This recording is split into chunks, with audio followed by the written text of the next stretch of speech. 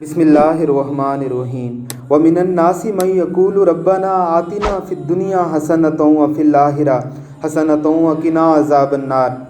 اور لوگوں میں کچھ ایسے بھی ہیں جو کہتے ہیں کہ اے ہمارے پروردگار، عطا کر ہمیں دنیا میں بھی بہترین اور آخرت میں بھی بہترین، اور ہمیں بچا لے جہنم کے عذاب سے۔ اللہ رب العزت نے کچھ انسانوں کو خصلت خیر پر پیدا کیا ہوتا ہے۔ ان کے ماں باپ کی تربیت، ان کا معاشرہ اور ان کے اساتذہ بھی انہیں ایسے ہی ملتے ہیں جن کی زندگیوں پر خیر کا پہلو غالب ہوتا ہے۔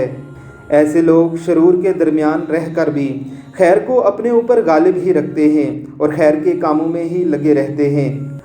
دیکھیے اس پولیس والے بھائی کو، یہ جہاں بھی اللہ رب العزت اور رسول اللہ صلی اللہ علیہ وسلم کا نام دیکھتا ہے، اپنی جیب سے کپڑا نکال کر ان کی صفائی فرما دیتا ہے۔ اگرچہ بادی النظر میں یہ ایک چھوٹا سا کام نظر آتا ہے، لیکن اولیاء کاملین فرماتے ہیں کہ انسان کو ادب جہاں پہنچا دیتا ہے وہاں اسے اس کا علم بھی نہیں پہنچا سکتا۔ حضرت بشر حافی رحمہ اللہ کا ایک قصہ اولیاء اور صالحین نے لکھا ہے کہ آپ راستے سے جا رہے تھے کہ آپ کو اللہ رب العزت کا نام پڑا ہوا نظر آیا۔ آپ شراب خانوں کا کام کرتے تھے۔ اللہ کا نام دیکھتے ہی خوف خدا دل میں آیا۔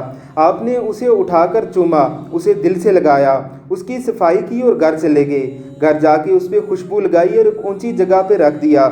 اللہ رب العزت کو ان کا یہ ادب اتنا پسند آیا کہ اللہ نے انہیں وقت کے اولیاء میں شامل کیا۔ انہوں نے اپنے تمام کاروبار چھوڑ کر اپنی زندگی تبلیغ دین اور اللہ کی عبادت میں لگا دی۔ کہتے ہیں کہ اس روز کے بعد بشر حافی نے اپنے پاؤں میں جوتا نہیں پہنا کہ مبادا میرا جوتا کسی مقدس نام پر نہ آ جائے۔ اللہ رب العزت کو ان کی یہ ادا بھی اتنی پسند آئی کہ صالحین لکھتے ہیں کہ جن راستوں پر بشر حافی چلا کرتے تھے، فرشتے ان راستوں کی صفائی کر دیا کرتے تھے کہ کہیں اللہ رب العزت کے اس عاشق کے پاؤں میں کوئی کانٹا نہ چبھ جائے۔ اللہ رب العزت ہمیں بھی ایسا ہی عشق اور ادب نصیب فرمائے، آمین ثم آمین۔